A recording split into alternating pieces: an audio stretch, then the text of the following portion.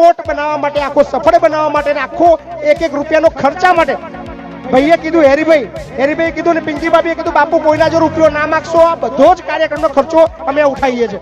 સો ભાઈ અમારો જોડે છે, પિંકી ભાભી બોલાવો. ભાભી અમે પેલા નક્કી કર્યું હતું કે આપણે 40 લાખ રૂપિયા 40 જણા ભેગા કરીને કરીશું. રાજા પણ ભાભીએ એવું નક્કી કર્યું. યસ ભાઈ ભાભીએ એવું નક્કી કર્યું કે બાપુ કોઈના જો રૂપિયો ના માગશો, બધો જ ખર્ચો અમે આપી દઈશું.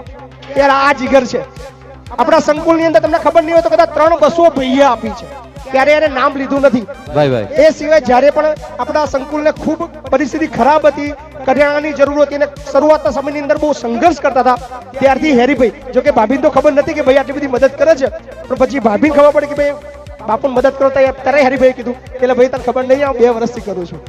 હે સો બહુ આભાર મારો તમારા બધાનો. ભાઈ હેરીભાઈ ગજબનો પ્રેમ તમે આપ્યો છે અને મને વિશ્વાસ છે કે ભાઈની તો ઈચ્છા છે કે દર વર્ષે અમે આવીશું.